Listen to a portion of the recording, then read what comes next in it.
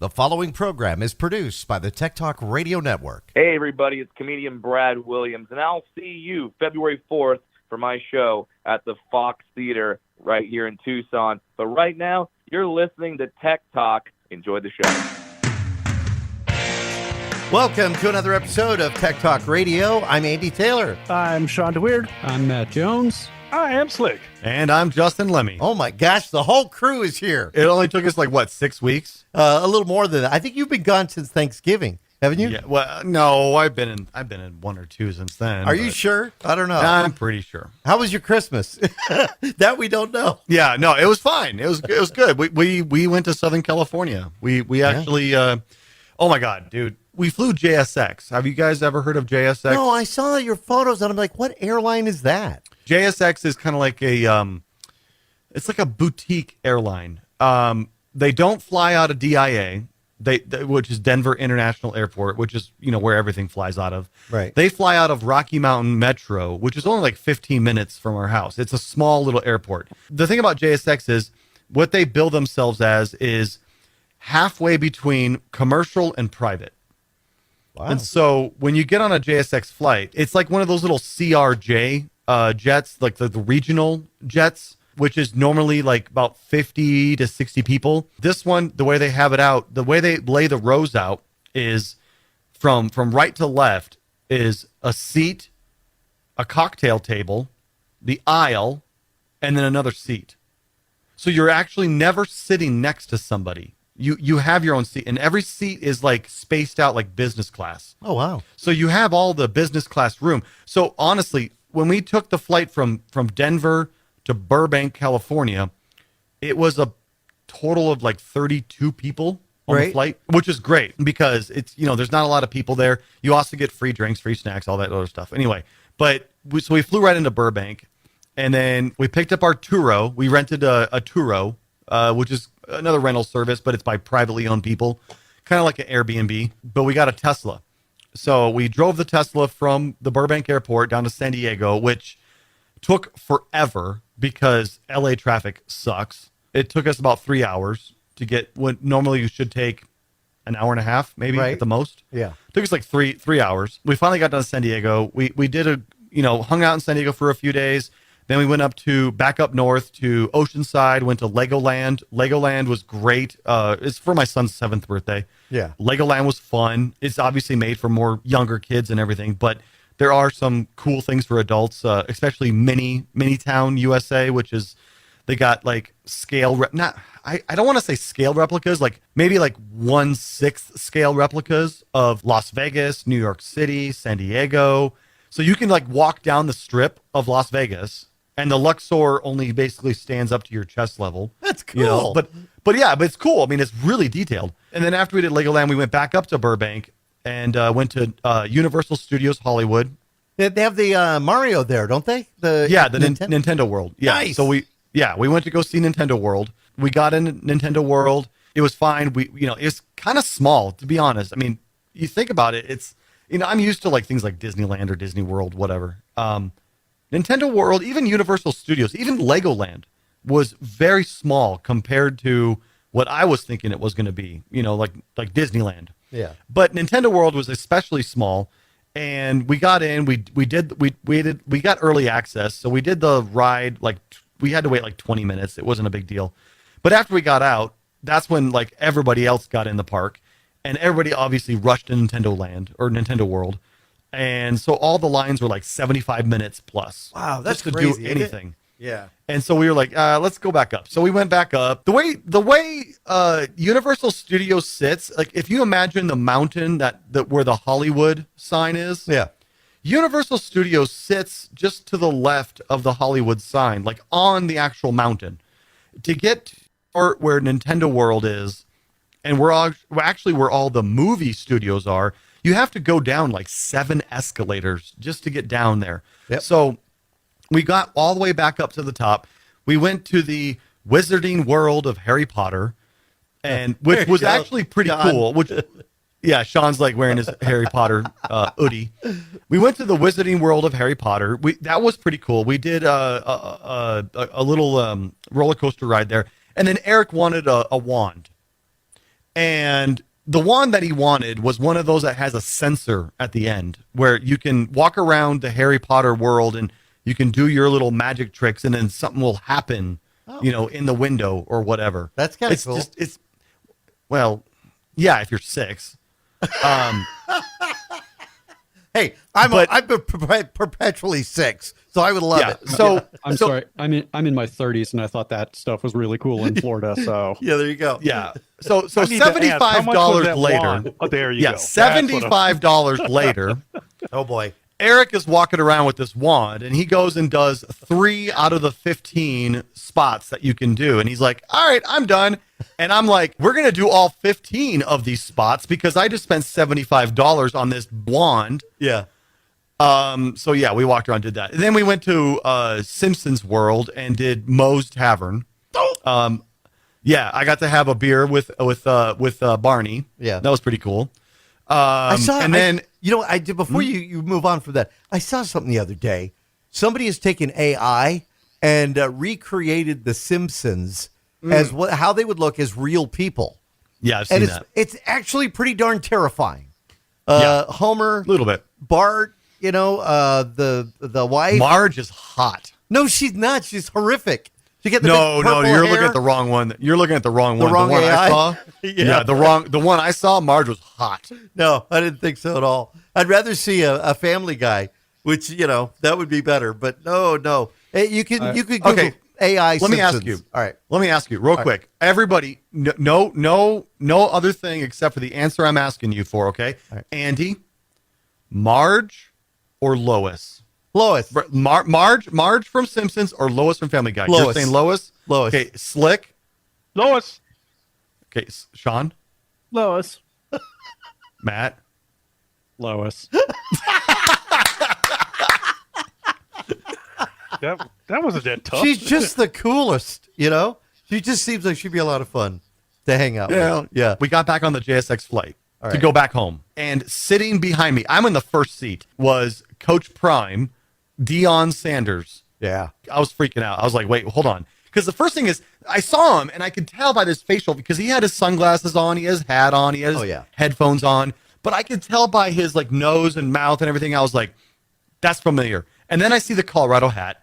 Then I see the coat. I see the Prime, the chain that he was wearing. It says Prime, and I kind of get his attention a little bit, and I kind of mouth the words. I'm like, Coach Prime, and he's like, he nods his head, and I'm like, oh, I give him a thumbs up. I'm like, big fan. And then at the end of the flight, I was like, hey, Coach, sorry to bother you. Can I get a quick picture? And he's like, yeah, man, let's make it real quick, because as soon as this door opens, I'm out of here. Yeah. So I got a quick picture. But actually, as we were seating, we were having trouble finding where my bag was going to go. And he turns to my wife and he says, sweetheart, do you want this seat? And she's like, no, Coach, I'm okay. I'm okay, Coach. Thank you. Because she knew who he was too. Yeah. But yeah, we flew with Coach Prime. That's cool. I saw the And picture and I thought that was pretty neat. And the flight attendant said to me, you'd be surprised how many celebrities fly JSX because they don't want to fly private and they don't want to fly commercial. This is halfway in between. That's cool. I'd never heard of it. How do you book a flight on JSX? JSX.com. Their website. Yeah. Wow. And now is it more expensive than maybe booking through, yes. Alaskan Airlines? Oh, yes. Yeah. Round trip from Denver to Burbank for the three of us was $2,000. Lord. Go to England. But we had already budgeted to go to Japan this year, and we decided not to. So we already had the money. If this was a random trip, we wouldn't do that. But we already had the money saved up. So we're like, let's fly private. Wow. Now, did you think about driving at all? Heck no. Yeah. That's a long trip, isn't it? Colorado to California? Heck no. Absolutely not. Yeah. Speaking of, that's where I want to get into the story a little. The only person on this show that drives an electric, I believe, Matt, I don't think you drive an electric, right? Nope. Is Justin. There's been stories that have been coming out. It's been so cold that people have not been able to charge their electric vehicles. Have you experienced this yet? Yep, just tonight. Wow. Ooh. So just tonight. Explain to our listeners what that's all about, if you don't mind. I don't know a lot about it, but I do know that when it becomes extreme cold temperatures, EV batteries, they don't show you the true range that you have left. Like if you're a gas car, It's like looking at your gas tank and it says you got a half tank full. Right. But then you start driving and all of a sudden it says empty. Like, wait, well, hold on. I thought I had a half tank. Right. That's the battery just does not hold the charge as well when it's cold. So we had just charged Misa's Tesla 2 days ago. We charged to 80% and she only drove to work 2 days. Today, when she got home, we had 12% battery, Ouch. which is insane. We should have had at least 40% battery. Right. She had 12% battery. So we went out to dinner tonight. We just got back from dinner, actually. On the way to dinner, I actually stopped at a supercharger for 20 minutes just to top us off, just to get us to like 30% battery. And that 30% took us to dinner and got us back home. And now we're still sitting at 15% battery. I was reading, there was one guy who told a story about charging for 8 hours just to get, because it's not holding. And this is something that a lot of people maybe didn't know about, but if you have a doorbell camera or a battery doorbell camera or even a camera that is monitoring your garage or whatnot, if it gets too cold, they will stop working. Yep. And a lot of people ran into that. Dude, I've got a hardwired doorbell camera, hardwired Gen 1 Nest doorbell, and it's not working right now. It's like, I understand you would like to see what's at the front door. However, in this frozen hellscape that you live in, I'm not going to work. Yeah. How cold did it get? How cold did it get for you guys? Okay, I'll tell you right now, it was actually colder in Denver than it was in Antarctica. Oh, wow. Yesterday, yeah. And I got home to that from going out to Carson City, Nevada. Oh, that's sorry, right. Nevada, to visit my parents. We were supposed to come home on Sunday, and Southwest was like, yo, dog, it's not happening. Yeah. You're flying home Monday. So we get the notice for that, and they put us on like a 7 a.m. flight. So we're up already way before God, nature, and airlines should let people be awake. Alarm went off at like 4:30, and I couldn't fall asleep till like 1 a.m. the night before. And we get on the flight. We were surprised we actually like made it. People were like, "You're not getting home till like Tuesday or Wednesday. Just get over it." My parents were thrilled. I had a great time, but I want to come home and see my dogs. Yeah. So we get here. As we're landing, I'm looking out the window because I've just woken up, and I'm looking out, and all I see is white. I was like, where are we? Welcome home. As we were taking off, the captain of the plane was like, so it's going to be a toss-up whether we end up in Denver, Colorado Springs, or Albuquerque. Just letting you all know. And I was like, Wow. oh, wait. He's serious about the Albuquerque thing. So we land, and as we land, there's like snow and everything on the landing, on the runway.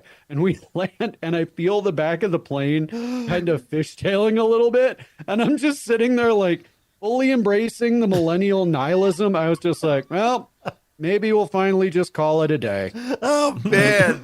Wow. This is how I go. None of my friends are going to be surprised. Oh, man. But that's in style. So we get there. They open the jetway, and every ounce of heat that was on this plane is just gone.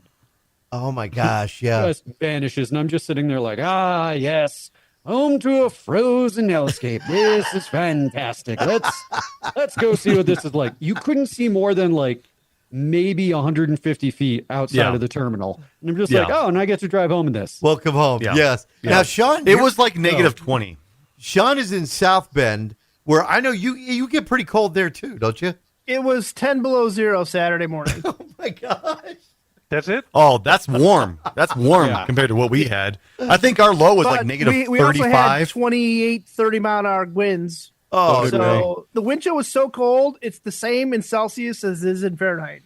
right. Oh, good Lord. Yeah. Oh, man. That's negative 40, I think. Negative 42 or something like that. So All right. it was cold. Now I understand both Misa and Sean have an hoodie. I have never heard of these things before. Yes, you have. I'm the one who told you about them. Did you tell us about the hoodie? I bought it when we were on the show. Yeah, Dude, that's I'm the one who reason we told you guys bought 'em. about this. I'm the original Wow. dude with the hoodie. You're getting really old, Andy. Come on. Thank you. Why aren't you wearing yours, Matt?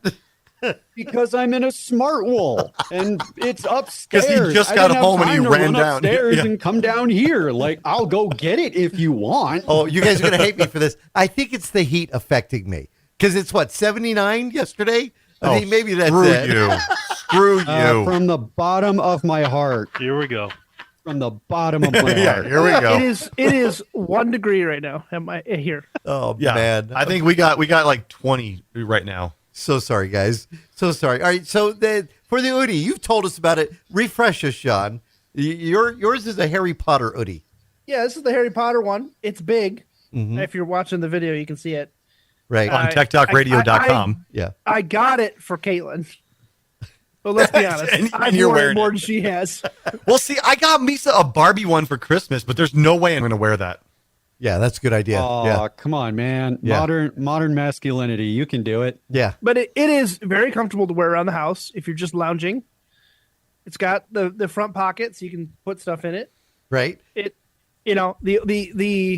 advice if I had for them would be to make a pocket that passes through. So like if you're wearing pants Yeah. or shorts, you can put something in your pocket, or you can, just reach in or whatever. Oh, I thought he was going to say so you can scratch your stomach or something. I wasn't sure. Whatever, Your stomach, yeah. Whatever. Oh, stomach. But no, it's Nice, it's nice, comfortable. nice choice of words there, Slick. Thank you. But my basement is typically almost 10 degrees cooler than upstairs. So if it gets Oh, to be- everybody's is, yeah. So when I'm sitting down here, my computer generates a little bit of heat, but I'm really comfortable in this right now. Like I have the hood up. I'm not too hot, not too cold. Matt, My where did legs are a you little chilly, but where did you find these? Like many things that I have bought since my wife converted me from the ways of Reddit, I found it on Instagram. Really? Oh, Yeah. good Lord. Yeah. Sean, I'll give you one tip with it. The cuffs that you got in there, they suck. rotate them in. Oh, there you go. And why is that? Just more comfortable? If you rotate them in, then it puts the tension here instead of like up on your that's hand. so much better. That's why I recommend it. And that's our show, folks. Yeah. All right. Now, speaking of questions, we do have listener questions this week. We've been telling you, drop us an email, techguys@techtalkradio.com. You could call and leave a message. Nobody's done that yet. 520-777-9580. But we actually got one from somebody who's listening to us online in Palm Springs, where the show originated from. This one from Dave. Dave sent in a note. He says, we see a lot of smart cameras at work and at home. I know they are also available in the car, but that's when driving. I know you have a camera in your car, Justin, and, I think most of us have had at some point. He says, what about when the car is parked? Is there a way to monitor even if Wi-Fi isn't available? So you're not Get a Tesla. Yes. Tesla? Really? You get a Tesla. Oh, okay. And for those of us who live in the regular economic bracket, Yeah. Thank you. Oh, can, come on. The Model Y is cheaper than your GTI. Shut up. Don't you dare talk about the Green Goblin like that. Yes. You take my car's name out of your mouth. You going to come up and slap me? I'll walk over to your house and slap you. Don't think I won't. Yeah, You know yeah, I block- will too. Block away. You can lock the door if you want. Eric will let me in. Yeah. Yeah. You know the feel key like- code. I'm here to slap Just your be like, dad. Daddy, Uncle Matt's here. Bam! Uncle Matt just hit Daddy. And now Uncle Matt's leaving smiling. I'm very confused as a small child. All right. So now what is a way that I know of a way. What is your suggestion? So it hasn't gotten the best reviews since I last looked at it, but I know Ring came out with a car camera that plugs not into USB, but it plugs into the diagnostic port. Yeah. So it's pulling Oh, power weird. from Wow. the car that way, and then Trickle pulls it for up to I think like 3 hours when you turn the car off. Right. If it You detects have- a bump, it'll auto record. Yep, and it's got a camera facing out and a camera facing into the car to kind of like look at you / the rear view. And that one comes in like a little slim plastic, so it actually slides and like mates between your dash and the windshield. So I know that was one, and I saw another. I can't remember the name of it off the top of my head, but it's got the front camera and an actual rotating second camera. Ooh. So you can choose like kind of what angle you want looking back. Right. So I know that was another one. Tesla's got 9 cameras. Just want to mention that. And if somebody bumps into the car, will it automatically record, Justin? Oh, absolutely, and it'll let you know too. Yeah. All right. Well, Like, can you smell the smug from Justin all the way there? Because it's like all right. The problem with the Ring, and I love the Ring. When it was first announced last year, I thought this is great because it was going to work on the theory similar to Alcam, where it would always be available. But the problem is they have not been able to keep it available. They've not mass marketed it. And The Canary, you said? When this is from Ring. Ring, And okay. if you go to the website, you can't order it. It's actually, they're not even taking more orders. And when they first announced it, it was 2 months out. Then it was 3 months out. Then it was 4 months out. And now you can't order it. I'm hoping that they focus on this and find this as a viable way for people to protect their vehicles when they're not with it. I mean, I do have an actual recommendation, All right. not Tesla. In my other vehicle, I do have a Nexar, and that is a really good camera. It's a cloud-based camera, so you connect it with your phone. So when you get in your car, you got Bluetooth turned on, your camera will connect to your Bluetooth on your phone, and it will upload the clips. But Nexar has a couple different styles of cameras. They got a front-facing one. They got a dual front and rear. They also have a front with a actual rear camera that you can run a cord back to the rear of the car. Mm-hmm. And it records everything. But now, in terms of watching it from after you get out of the car, I don't think Nexar does that. I think they do have the ability to do it. I don't think I have mine turned on, but also it's plugged into the cigarette lighter, or it's just USB. Actually, it's USB. But a lot of cars USBs will turn off after you get out of the car.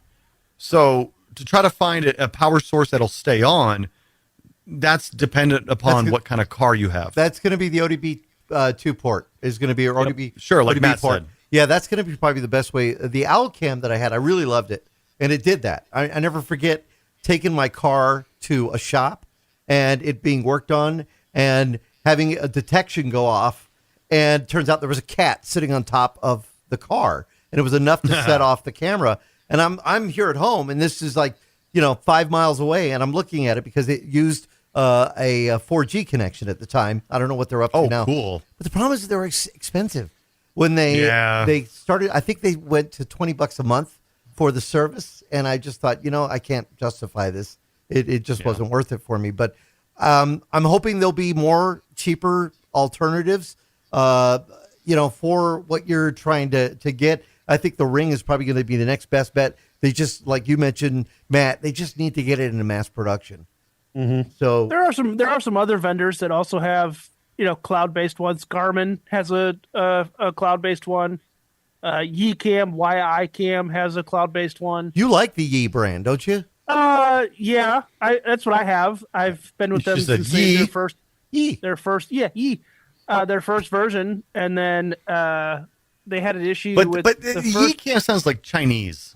It is. I mean, Chinese, and there's a lot of things going around right now with the Chinese, like with their products, saying that don't trust the Chinese products because there's likely a backdoor from the Not just now. Yeah, well, I know, but now it's really coming out. I would like to take this moment, as we have raised Chinese technology, to remind you all to not install TikTok on any of your devices. Still? Correct. Is that still? Well, yeah, Really it's owned by an issue? Chinese. It's owned by the CCP. It's 100%. Yeah, TikTok is Right. TikTok is it is a social media. No, it's a data mining platform. No, and people are like, well, social media itself is a data mining platform, and I'm like, yes, accurate. If you're not paying for anything, you are the product. Mm-hmm. Yeah. However, if you look at all the background data that TikTok sends off, even when it's not open, it's literally gigabytes of data. And if you actually troll through to what the permissions and everything you're granting it access to, you might as well just fly to China and hand somebody your phone and be like, here you go. Figured we'd save some time. All right, Yeah. we got to take a break. We come back. We have some more listener questions, more news of stuff that has been announced. Apple Vision, you're going to be able to test it out, and we'll tell you how you can do that. Coming up, I'm Andy Taylor. I'm Sean DeWeird. I'm Matt Jones. I am Slick. And I'm Justin. Find us on the web at techtalkradio.com. We'll be right back. Now, back to Tech Talk Radio. I know that we all have like smart devices all over our house, being what it is. But have you guys heard about this LG washing machine thing? Like this dude is trying to figure out what's going on, and he looks in his LG washing machine, has uploaded like 3.8 gigabytes of data.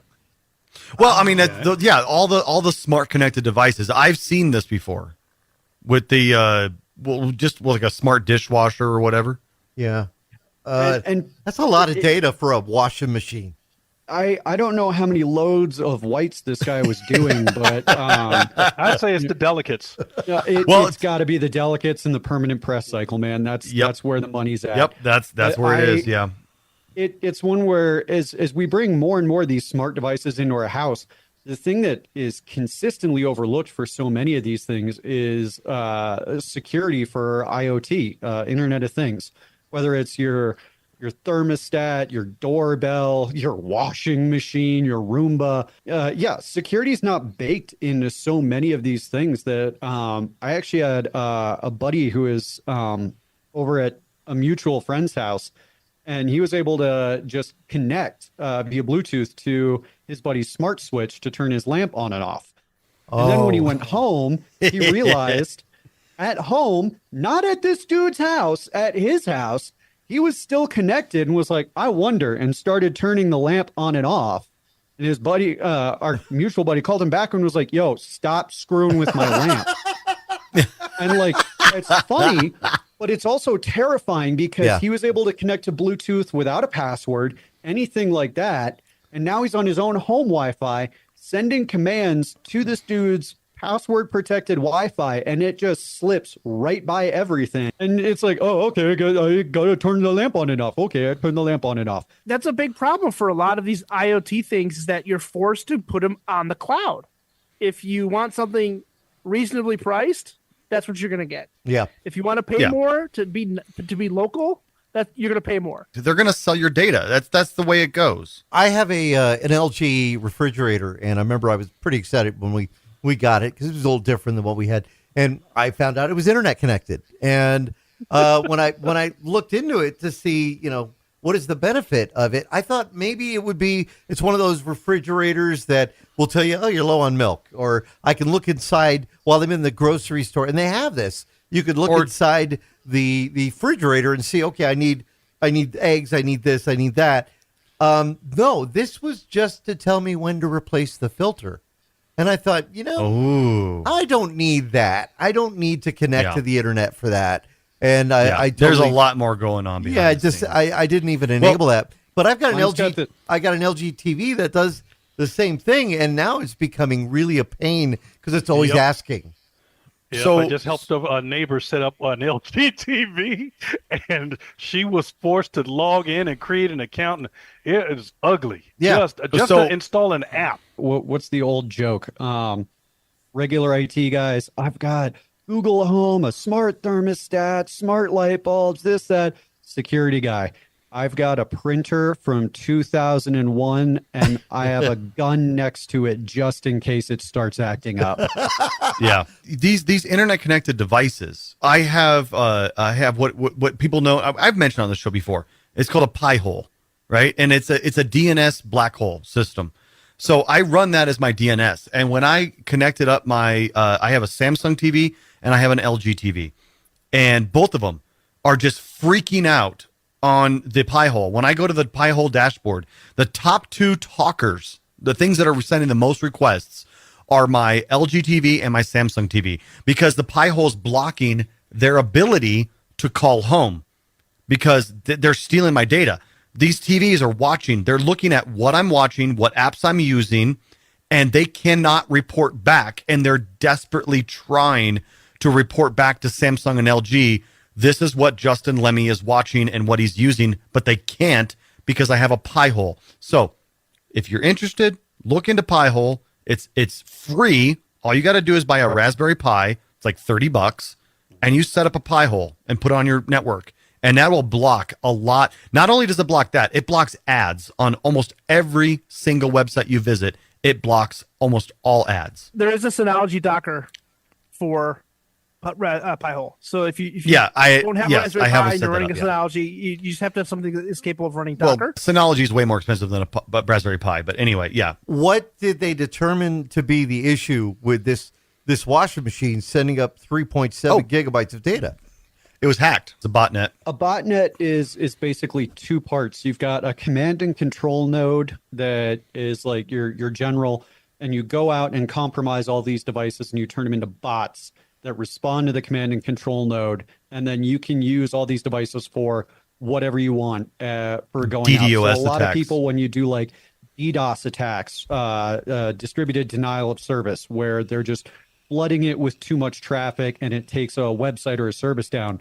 A lot of times it's people with botnets that, they've got their command and control node, and then they tell their army of bots of compromised devices, okay, go flood this place with traffic. Go flood this with a whole bunch of spam comments, whatever they want to do with it. And yeah, adding an LG washer to a botnet. Like, I'm just imagining this hacker in a forum talking to his buddies, and they're like, I got 30,000 nodes on my botnet. And he's like, yeah, I got a washing machine. What? Yeah. CES did a study that they put out just last week, and they found that in our homes, and this is a good question, is what you mentioned, Matt, as far as, you have a gun and a printer, right? 17 connected devices in the average U.S. household. To me, that seems low. Very low. Yeah, they said I have like 50. 66% have a smart TV, and that's one. And most people have 3 or 4 smart TVs. 42% have at least one smart home device. That would be thermostat or maybe a lights.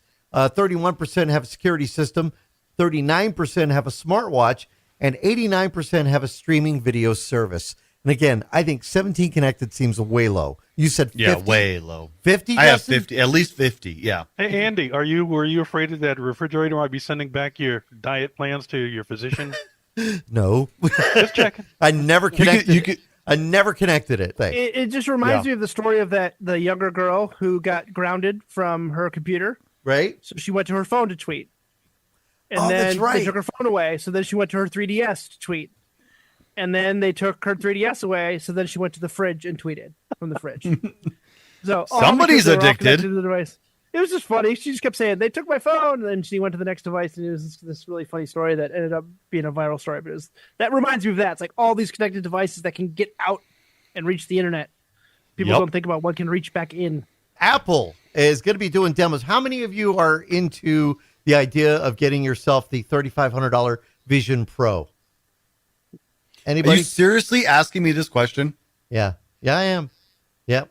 Slick is the only one that really wants this. Yes, I do. Yep. Well, if you want to check it out, you want to try it out, and the people listening are saying maybe they want to give it a shot. Apple Vision Pro will launch on February 2nd. The pre-orders are this weekend. It will cost you $3,500 if you want prescription lenses. It's an additional $149. But here's the thing. You can actually go into an Apple store and do a demo. You'll have to schedule it. First come, first serve. They're only going to do it for a limited time, but you're going to be able to learn how to manipulate, how to be able to work everything in augmented virtual reality. And it's going to be interesting. And I don't know if the demos will get people to actually spend the money on it, but $3,500 is a lot of money. But when you think about it in the terms of Apple, it's not that much money.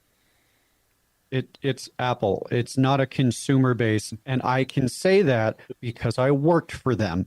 It's a cult. They will spend the money. They say, though, that you'll be able to use this instead of a computer or an iPad. So basically, you're buying that OS with this virtual Vision Pro, right? Yeah. Oh, Yeah. wow. And it will work with like a MacBook or whatever. Right. Just the fact that I can put that thing on and people will look at me and go, oh, I can't talk to them now. Bye. They already do that. Not enough. All right. Dorothy in Tucson. This would be a good one for you, Justin. She wrote in saying there's so many ads on TV for finding great deals for traveling. We see all the ads all the time, Mr. Obvious or Captain Obvious. Is there some sites that are better than others? Can I really save by using these sites? Used to be you would go to a travel agent, right? Well, the thing is, I honestly, okay, please, somebody else chime in here, but I honestly think that we have become so flooded with travel sites that promise to save you money, when in reality, we just talked about this a couple minutes ago. What you're doing by saving all this money is you're giving up your data, and they're selling your data. So they're going to sell your email address. They're going to sell your phone number. They're going to sell your destinations. They're going to sell everything about you to their advertising, people, whatever their contracts. Honestly, I think that travel agents are starting to see a resurgence. Yeah. Because they don't do that. They will book your trip and they will protect your privacy. And I think that's where we need to go. Now, to answer her question, yeah, sure, you can save by using these travel sites, but you're going to lose your privacy. So if I were you, I would go to a travel agent. There you go. Yes, go to a travel agent. For me, the sites I have never found a travel website that I found appealing, or I don't want to say easy to use. I looked at it, I was like, you know what? It's easier for me just to call a travel agent. And they find me, I believe, the better. When I could find a $50 ticket from Tucson to New York because they got to turn that plane around. Yeah. Yeah. Not only that, but yes, you're saving a couple of dollars, but you also don't realize what you're losing in the process. By going through those third parties, you're losing, if anything goes wrong, you're losing your right to, say I'm flying United and I bought my ticket through Kayak or something. I got to deal with Kayak instead of United. Same with hotels, anything like that. And you're not going to get your eligible points. You're not going to get most of your loyalty rewards, all those things that would be back-end benefits that can either build up over time or have benefit right there at the gate. You're not going to get any of that. And imagine you're in a foreign country, you don't speak the language, or you're having to try and communicate back and forth with partial understanding of both, and you can't deal with those people to fix your problem because you saved an extra $90 by buying your airline ticket on cheapoair.com, which is a real website. Yes, it is. Yes. So 9 times out of 10, what I've discovered lately is like Slick and Justin said, either go through a travel agent because they have the relationship with those various companies and you still get your points, perks, gizmos, and gadgets, or just book directly through. So many of the different resorts, airlines, hotels, things like that, they will have deals if you book directly through them. Yes, I remember absolutely. When I worked at Disneyland and Disneyland Hotel, Walt Disney Travel was actually at Disneyland Hotel. And you call that number and you'd be able to get them to book your tickets to get into the park at a discount. You got a bonus for staying at the hotel, your airfare, your car rental car while you were in town, or they'd come pick you up at the airport. They'd arrange all of it. So, again, I think travel agents are still out there. There's still a great way to save money. I have used Travelocity. I've used, I was going to say Expedia. I think what is it? Travelpedia? No, you're right. Expedia. I thought that was a dictionary. Travelocity. No, wait. Travelocity, Expedia.com is a travel. You're thinking of encyclopedia. Yeah, maybe that's it. I don't know. Yeah. But I've used them. But again, you never know. I think, and here's the other thing. Have you ever noticed you go online to one site and you're looking up airfare or maybe a hotel deal, and then you go to another website and it's a little more expensive? You need to, when you do these searches, you need to use an incognito browser. Aha. And the reason why. Oh my God, yes. Close and reopen with each one, because when you're searching on these sites, they put a little cookie on your machine. And each time you go back and search, they just tack a few more dollars, few more dollars, few more dollars. So if you don't believe me, go ahead and do some searches for travel on your regular browser. Go through it a couple of times, reboot your machine, open up an incognito window, and then check it again, and you'll see a drop in price. Very good. Predatory pricing is huge on the internet, right? It's Oh, yeah. you go to a website, $59.99, and they know you come and look. They know you came and looked at it. You go away, you come back. Now it might be $58.99 because they want you to buy it, right? They're tracking you, they're keeping you on, and then when you go to it, then they start adding on extra fees. It's terrible how the internet is priced out like just anything. All right, we got to take another quick break. Come back. We've got more of Tech Talk Radio. Find us on the Facebooks at facebook.com/Tech Talkers. We'll be right back. And now, back to Tech Talk Radio.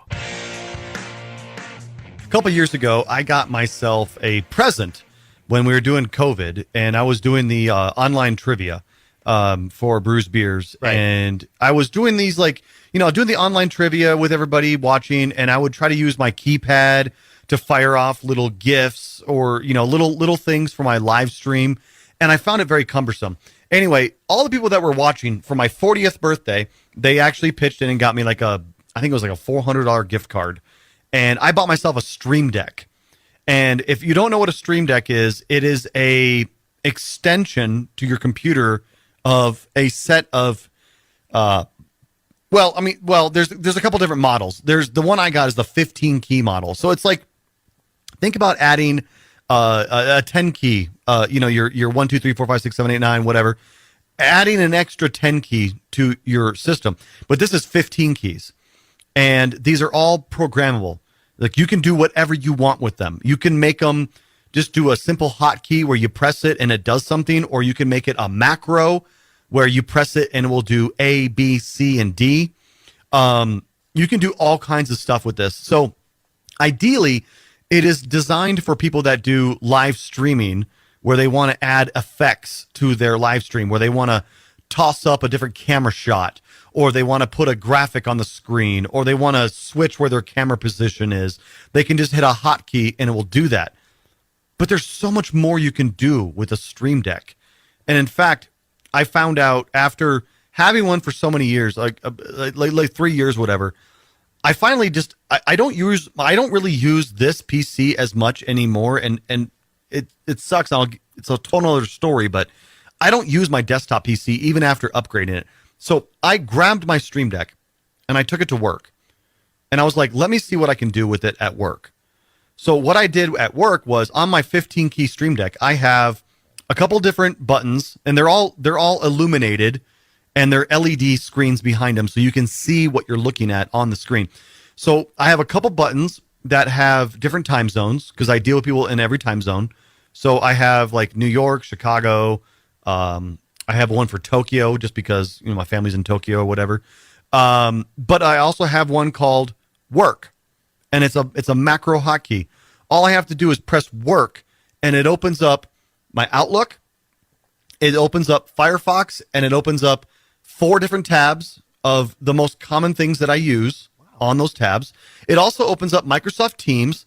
Then, after that's done, it then positions the windows exactly where I want them to be automatically with one press of a button.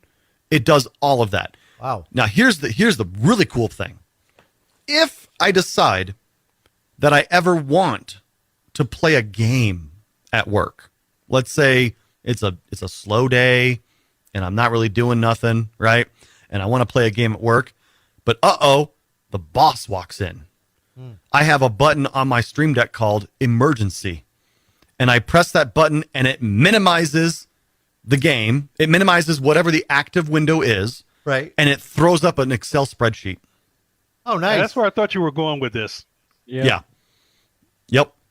So a Stream Deck, they're not expensive. So the 15 key Stream Deck is I think it's like $150. The 32 key Stream Deck is I don't know, 210, 250, $249. Right. $249. And then there's a mini Stream Deck that's only 6 buttons. But again, these 6 buttons you can make folders out of these buttons. So you can press one button and it opens up a virtual folder with another set of 6 buttons. So in reality, even a 6-button Stream Deck, you could have 36 different buttons. You have to be really proficient at this stuff to be able to set it up? No, it's not that hard. You just have to basically click and drag where you want the button to be, and then you tell the button what to do. And the software is very intuitive. It's super easy to figure out. Now, yes, you can get very advanced with it if you really want to. Like my work one is not that advanced. I just basically have it set to do a macro where it's like, I press this button, you're going to do A, then B, then C, then D. And that's all it does. It just does it in that order. So it's not very difficult to use. And so now I've got 2 Stream Decks, actually. I bought a second one just to stay at work. And then I have one that travels with me wherever I go, because I like to play Train Simulator. And don't judge me, but with Train Simulator, there's a lot. Yeah, shut up, Slick.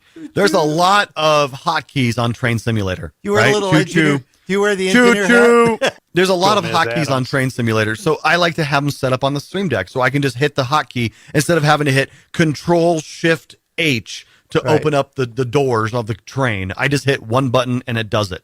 Can you do that with the Goat Simulator too? No, not really. Yeah, no. Ghost Simulator. Yeah, I like that. That's a whole different story. Yeah. But anyway, Justin was Stream Deck talking is about great thing. They're very simple to use. Like it's very easy for somebody to get one, plug it in, and start doing things. The broadcast industry has latched on to the Stream Decks for a multitude of reasons. Really? Oh yeah.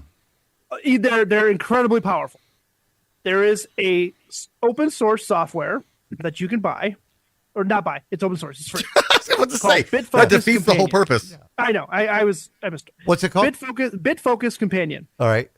It is a software you can download, and it is developed by like 6 guys, and it is a control software for a large number of professional level broadcast equipment. So they have tied in the Stream Deck, and you don't have to have a Stream Deck to use it either. You can just use the web emulation side of it. But you can have a physical surface so the software will work with the Stream Decks outside of the Elgato software that comes with it.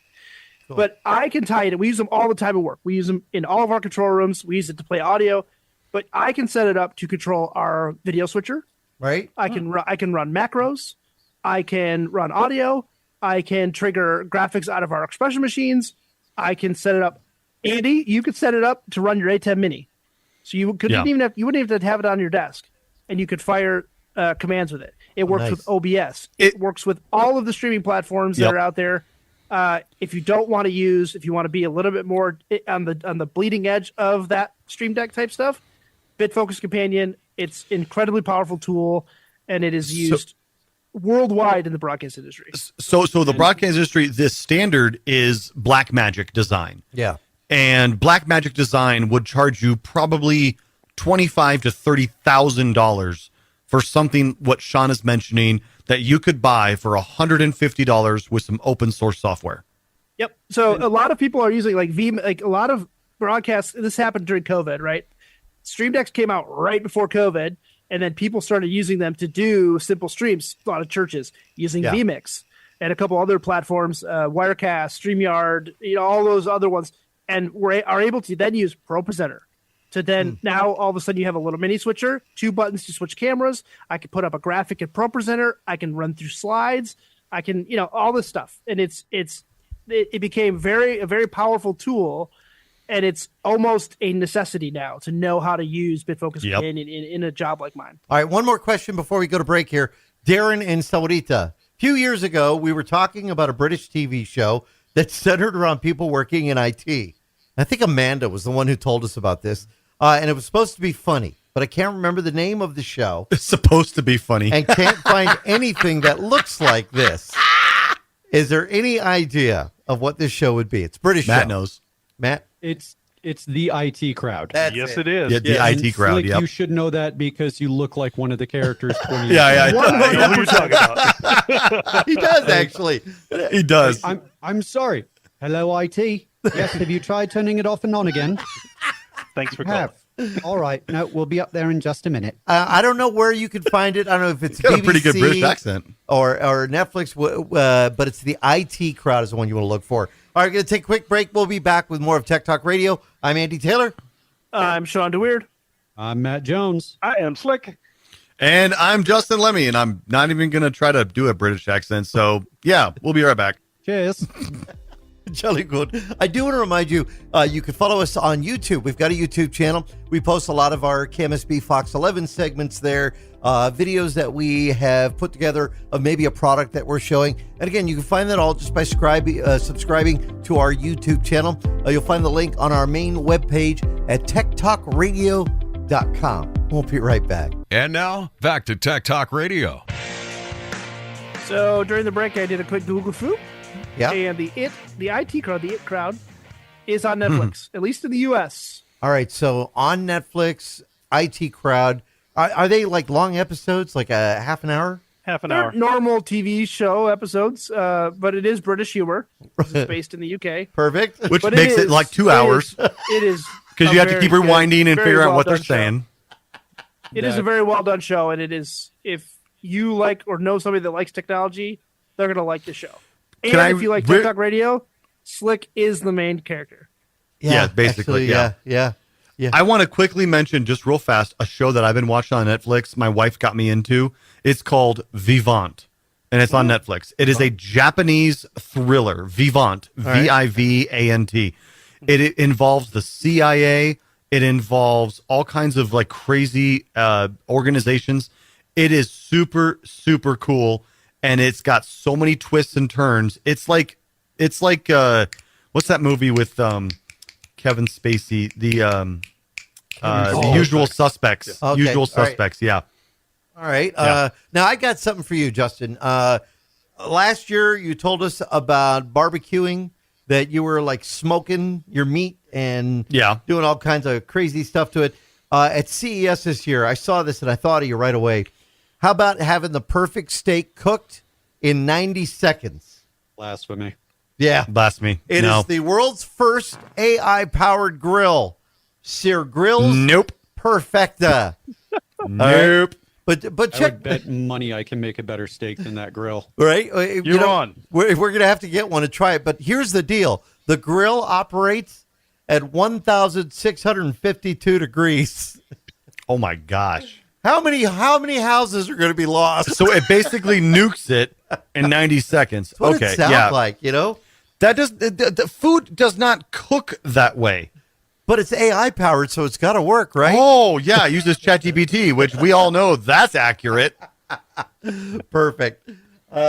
This I promise. This steak it's blackened. No, it's burned. Yeah. Talk about your fast food. And it's still frozen in the center. Is there a tech company that is making products that are easier when it comes to cooking? I mean, that was a big thing at CES this year. But is there Anova. which one? Ninja. Anova. Anova?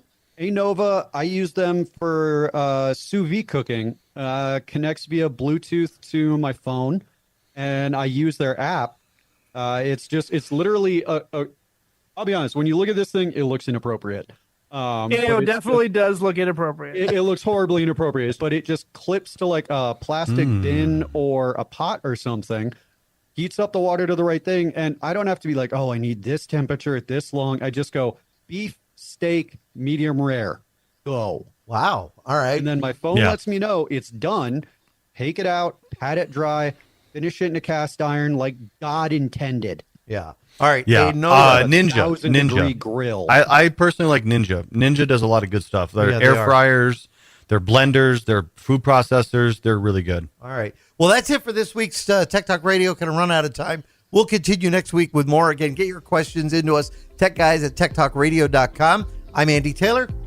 I'm Sean DeWeird. I'm Matt Jones. I'm Slick.